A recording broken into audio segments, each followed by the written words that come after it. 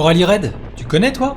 Tu sais, c'est le truc qu'on voit à la télé, un peu après le Père Noël, où il y a des mecs qui roulent à balle dans le sable filmés par des hélicoptères. Eh ben, pour être franc avec toi, c'est vraiment un truc qui m'intrigue et me fait rêver depuis des années. Mais bon, jusqu'à présent, je n'avais pas particulièrement de moto pour faire un rallye, même pas un petit. Alors si, j'ai bien une 300 de temps, mais elle me sert à faire de l'enduro lent et technique, pas la moto idéale pour faire du rallye raid. Et puis, il y a un mois, j'ai acheté une 890 Adventure R. À vrai dire, je ne savais même pas vraiment pourquoi. Mais elle avait l'air cool cette 890 R, alors je l'ai prise. Et puis comme j'avais la moto, j'ai eu envie de rouler. Mais pas de rouler dans le coin comme avec mon enduro. De partir rouler. Rouler longtemps, tu sais, rouler loin. J'ai commencé à regarder les traces sur Wikiloc, en rayonnant un peu large, à la manière d'un globe que tu ferais tourner et que tu arrêterais en mettant le doigt quelque part, en espérant que ça ne tombe pas dans l'eau. Et ben figure-toi que cet endroit, il est tombé en Croatie. Et en Croatie, j'ai remarqué qu'il y avait des traces terribles nommées Dinaric Rally. Un petit coup de Google plus tard, je comprends que le prochain Dinaric Rally est dans 3 semaines.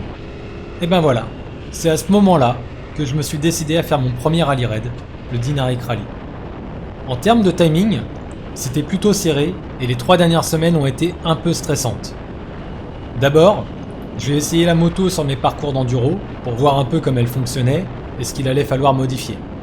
La principale modification que je me suis empressé de faire aura été le remplacement des roues par des roues factory. Elles sont plus étroites et permettent de monter des pneus et bibs d'enduro ou de rallye. C'est clairement la modification à faire sur cette moto avant de s'attaquer vraiment à du off-road. Pour le reste, je vais remplacer pignon et couronne en mettant -1 + 3 et fait 2-3 bricoles, mais globalement, rien de particulièrement important. Les 3 semaines de préparation arrivant à leur terme, je prends la route pour la Croatie. Je traverse la France, l'Allemagne, l'Autriche et la Slovénie, seul au volant de mon camion, et le tout 90% du temps sous la pluie. Tu peux me croire, ça aura été long, mais long. Peu importe. Je suis persuadé que ce qui m'attend sera fou et en vaut 10 fois la peine. En arrivant à Knin, lieu du bivouac principal, je me rends compte que je ne me suis pas trompé. On est au milieu de montagnes et de lacs à n'en plus finir. Le décor est splendide. Ça va être terrible. Après avoir récupéré les clés de mon Airbnb, alors oui, tu dois te dire c'est quoi cet aventurier de pacotille qui dort dans un Airbnb. Oui, ça colle pas trop au décor, mais pour être franc, faire de bonnes nuits confortables n'était pas de trop. Tu vas voir que la semaine va être intense à tous les niveaux et éprouvante physiquement. Donc, une fois les clés du Airbnb récupérées, je file découvrir le bivouac pour la première fois. Ce sera l'occasion de rencontrer pas mal de monde. Globalement, l'ambiance est familiale, on s'entraide, on partage des infos. Il y a un petit groupe de Français en malmoto avec qui on a créé un WhatsApp qui servira toute la semaine. À tous les briefings, on alimentera le groupe avec les différents warnings à avoir en tête. À la lecture des roadbooks le soir, idem, on partagera les points importants. Alors attention, je ne voudrais pas non plus te vendre du rêve. Même si 90% des personnes qu'on rencontre sur un rallye raid sont dans cet état d'esprit de camaraderie et d'entraide, il faut savoir que certains concurrents sont là pour exercer et promouvoir leur activité professionnelle axée autour du rallye raid.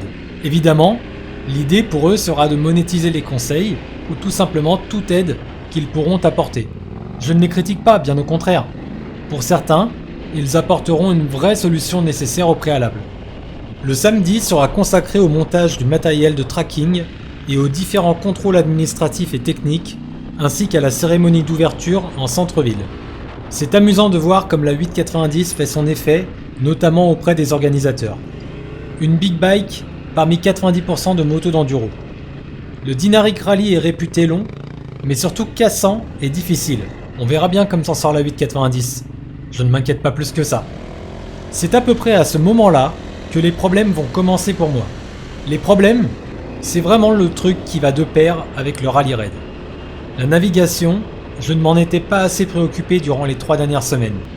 J'avais un iPhone 12 mini qui traînait, Terra Pirata étant compatible iOS au même titre qu'Android, je me suis dit que j'allais l'utiliser, associé à une télécommande au guidon, pour faire défiler le roadbook.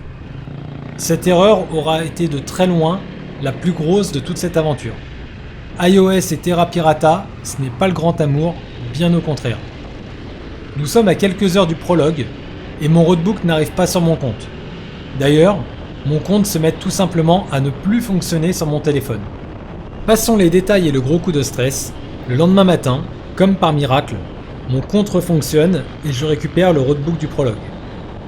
Le stress, le manque de sommeil et le manque de temps n'aidant pas, je n'ai pas pu filmer ce prologue et c'est vraiment dommage car il était sympa et technique. 50 km qui se font en 1h30 environ avec des parties très techniques en 8,90 comme des traversées de rivières dans des cailloux fins, mais également une partie navigation tricky où la plupart des concurrents se perdront, moi y compris.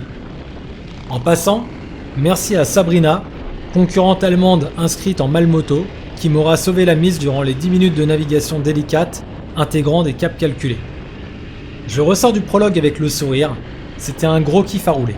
Par contre, il me saute aux yeux, pour pas mal de raisons, que l'iPhone mini était une mauvaise idée. Beaucoup trop petit, beaucoup trop de reflets, et même si pour cette fois je n'avais pas eu de soucis de fiabilité, la suite m'apprendra que Terra Pirata n'est pas vraiment utilisable avec iOS. Le lendemain, l'étape 1 nous plonge au cœur du Dinaric Rally. 400 km dont des parties cassantes et techniques. C'est l'un de mes plus beaux souvenirs, une étape magnifique. C'est aussi l'occasion de découvrir ce qu'est réellement le rallye raid. C'est une course au sens propre du terme. Moi qui déteste tout ce qui s'apparente à de la course, me voilà servi. Les concurrents sont là pour en découdre. On est clairement en terrain hostile et je pèse mes mots. Pire, on va rouler 1700 km qui ne sont bien entendu ni fermés au public, ni à la circulation. En témoigne le face-à-face que j'ai failli faire avec le 4x4. Je commence à comprendre pourquoi le rallye raid est une pratique dangereuse. Je vais rouler en conservant très précieusement cette pensée dans un coin de ma tête. Crois-moi, c'est vital. Cette étape 1 marque aussi le vrai début des problèmes avec l'iPhone. L'odomètre va se mettre à littéralement devenir fou. En gros, tu avances, kilomètre 20, puis kilomètre 21, et là tout à coup, il passe au kilomètre 82. Il faut comprendre que c'est absolument inroulable. Si on ne faisait que lire le roadbook, on garderait en mémoire le kilomètre, on recalerait l'odomètre, mais là, on pilote la moto en même temps, c'est physique et parfois technique. Alors, je suis probablement un très mauvais navigateur, on travaillera à l'avenir pour améliorer ce point. Néanmoins, je me suis toujours dit que je ferais passer la navigation au second plan, bien après ma propre sécurité. Avoir les yeux sur le roadbook, c'est important évidemment, mais pour moi, il est prioritaire d'avoir les yeux sur le terrain, sinon la chute peut vite arriver. Il faut faire les deux à la fois, et c'est clairement pas facile. Bref, ces problèmes de roadbook vont m'amener à suivre Ruby. Tu la connais toi Ruby ? Eh ben moi non plus je ne la connaissais pas. Ruby, c'est une américaine qui roule en 450 Enduro KTM. Elle fait partie de la team Nomadas. Elle a commencé la moto à l'âge de 6 ans sur la même moto que moi, une Piwi 50. En même temps, on doit être quelques-uns à avoir commencé par là. Rapidement, je me rends compte qu'elle roule vraiment bien. Le style est très safe et très propre. Et surtout, elle ne semble pas avoir de problème de navigation. Et puis d'ailleurs, tu te souviens, lire le roadbook, c'est faire deux choses à la fois. Et il faut avouer que pour ça, les femmes sont souvent bien meilleures que les hommes. Alors go, c'est décidé, je vais la suivre un petit moment, ça me permet de rouler sereinement et c'est tout à fait en phase avec mon objectif numéro 1 qui est de ne pas tomber et surtout de ne pas me blesser durant ce rallye.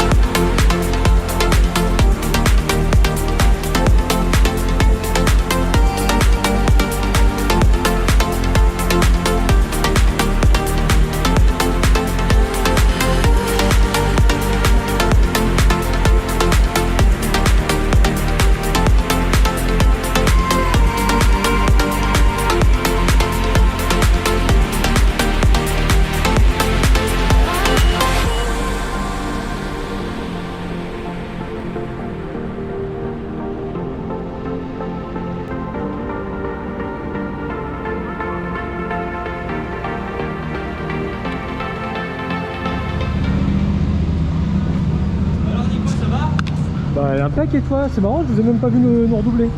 Je sais pas quand vous nous avez doublé. Bah, c'est normal parce que moi j'arrête là. Ouais, mes genoux ça va pas, je prends trop de risques.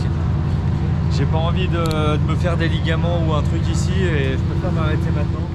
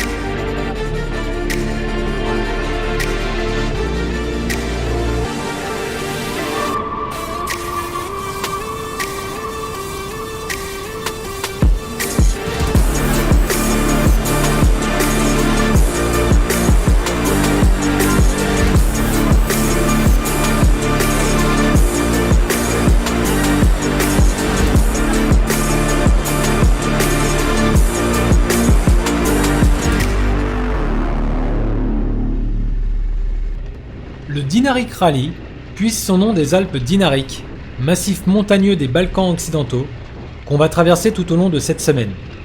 Ce nom est lui-même inspiré du mont Dinara, situé à la frontière entre la Bosnie et la Croatie. C'est le lieu du bivouac principal autour duquel nous évoluons en trèfle. Il faut savoir que c'est l'une des plus grandes montagnes des Alpes dinariques, avec certains pics atteignant pas loin de 2000 mètres d'altitude. Ici, l'économie reste globalement en retard sur la moyenne européenne. Le principal domaine d'activité est l'agriculture, ainsi que l'exploitation des richesses naturelles du massif, comme le bois, les minerais, mais également le tourisme. Le massif est principalement composé de calcaire, et on évoluera toute la semaine dans des environnements secs et rocailleux. Ces montagnes et ces pierres à perte de vue, pour ma part, ça me régale littéralement. C'est un véritable kiff de fou à rouler. Dès le lundi, les abandons vont tomber comme tu as pu le voir. On a entendu François un peu plus tôt me dire à la pompe à essence qu'il arrêtait, inquiet de ses ligaments croisés qu'il s'était blessé récemment. C'est prudent et raisonnable comme décision, il fait bien. D'autant plus qu'il profitera par la route toute la semaine et restera à 100% dans l'ambiance rallye et mal-moto. Parfois, il peut sembler fou de voir les réactions et la déception des pilotes abandonnant un rallye pour différentes raisons. Mais finalement, quand on le vit, on en comprend un peu mieux les raisons. Le déplacement n'est pas anecdotique, les frais sont lourds, la préparation d'un rallye se fait durant des semaines voire des mois et elle est conséquente. De manière non exhaustive, il faut préparer la moto, les pièces à avoir en spare, les consommables, préparer le matériel de navigation, avoir un plan B, avoir appris à naviguer au roadbook, s'être préparé physiquement, etc., etc. Tout énumérer s'avérerait trop long. Pour ma part, je m'intéresse au rallye raid depuis des années. Comme pour tout, je me suis lancé de manière autodidacte et honnêtement, ça a plutôt bien fonctionné. En fait, je me suis dit que pour apprendre à faire du rallye, le mieux serait sûrement de faire un rallye. En prendre l'expérience, rencontrer des problèmes, que je solutionnerai forcément avant le rallye suivant, et bien entendu, capitaliser sur ce qui a bien fonctionné. Forcément, je ne m'intéressais pas du tout au classement sur ce rallye. Par contre, il me tenait à cœur d'aller au bout et d'en profiter un maximum.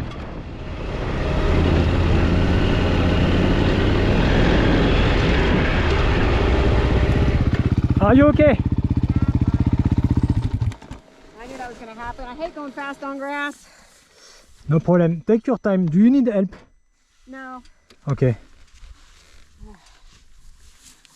Aïe aïe aïe. Évidemment qu'elle n'a pas besoin d'aide, Ruby.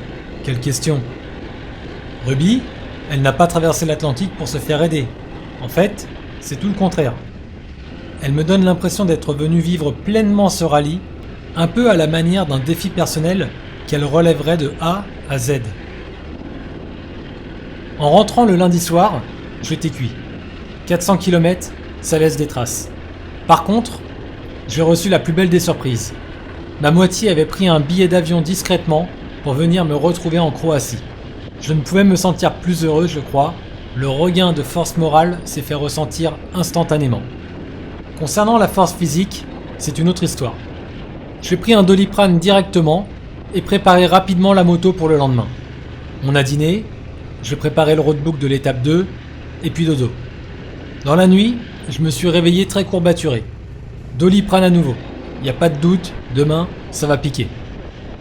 La seconde étape, j'en ai malheureusement fait que la moitié. Rien de grave, un simple collier d'échappement qui s'est fait la malle. Mais partir sur les terrains cassants comme ça n'était pas possible et j'ai dû rentrer par la route. Ma première grosse pénalité tombe.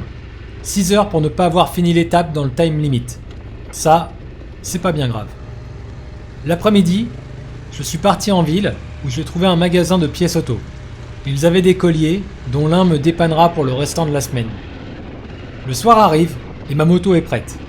Elle est nettoyée, je réparais les soucis sur le pot, remplacé le filtre à air et le pneu arrière et fait tous les contrôles de serrage nécessaires. Moto fin prête et leçon retenue, car si j'avais pris le temps hier soir de bien tout contrôler, je n'aurais probablement pas perdu ce collier. Le temps, c'est ça qui nous manque cruellement. Et c'est pour ça qu'il faut être méticuleux et optimiser chaque minute durant un rallye. À ce moment-là, les vrais gros problèmes de roadbook vont commencer. Oui, parce que, jusqu'à présent, ce n'était qu'un avant-goût. Le roadbook du mercredi est disponible dans Terra Pirata, mais à l'ouverture de celui-ci, il m'indique qu'il n'est pas compatible iOS. Bon, je te passe les détails. J'ai tout essayé. Alerté tout le monde, l'organisateur, le développeur de Terra Pirata, rien à faire. Et malheureusement, cette histoire, elle va se répéter jusqu'à la fin du rallye. Je vais faire les 3 dernières étapes sans avoir le moindre roadbook, ni même avoir pu le consulter la veille. Moi, il m'en fallait plus pour m'abattre. La Croatie est magnifique, l'ambiance ici est folle, je suis bien entouré et je me sens vraiment bien, avec la seule idée en tête de rouler ma moto et profiter de ce coin de paradis. Le mercredi matin, je vais retrouver Ruby au départ et je l'ai suivi durant toute l'étape. Pour la suite, on va en parler dans l'épisode suivant qui arrivera la semaine prochaine. Le but n'est pas de te spoiler bien entendu, mais tu peux me croire, ces galères de roadbook vont me conduire à des rencontres et des sessions de ride de folie.